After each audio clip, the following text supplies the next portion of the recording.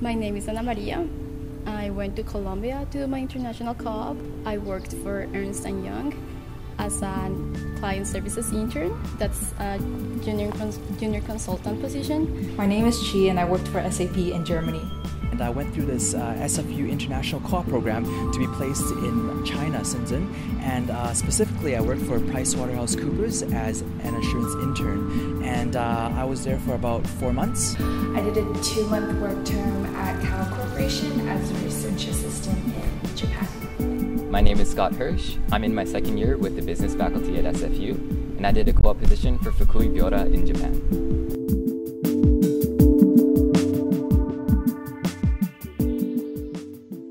I found my co-op position by getting an email through the International Co-op office.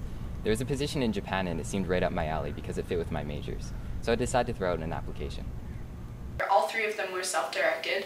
The first one in Australia, what I did was I spent a couple of months before the term started just emailing out every single university in Australia because I knew that's where I wanted to go, and every department and anything that had anything to do with like biomedical physiology or kinesiology. And I hit the Center for Translational Neuroscience at the University of Wollongong, and they emailed me back and they said sure.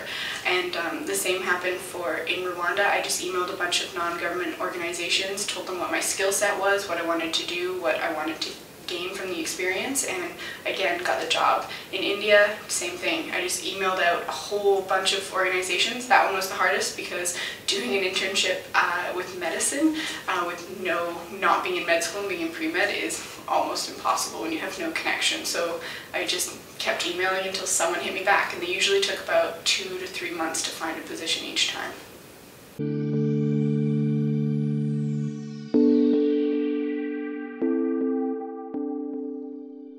This was the most challenging interview I had because they requested that I had to do a 15-minute presentation on a vacation request booking system.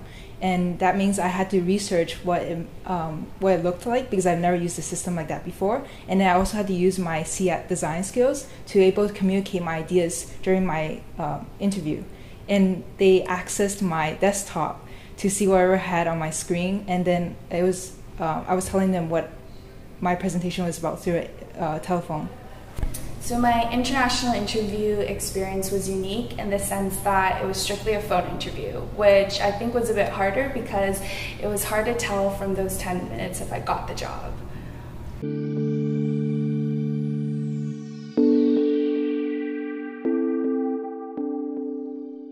I think there are a few things that helped me get the job in Japan. First of all, like I said before, I'm half Japanese, so I do still have some relatives in the country. Also, I was comfortable with the language because I studied it in high school.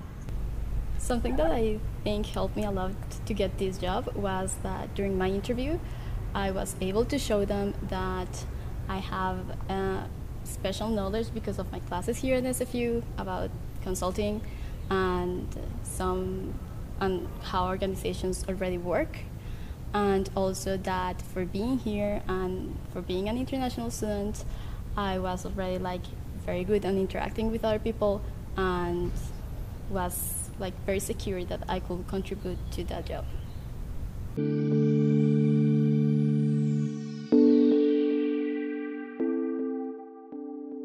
This international experience basically gave me the opportunity to talk with professionals who have gone down my career path. And the thing about talking about professionals is the fact that they have gone through this career path that you want to take. And what I do now know is that after I graduate from SFU, I want to take the CPA course and become certified. This experience abroad has definitely influenced my educational goals. I never thought about doing the next step abroad, but I love Japan so much I will head back there for graduate studies.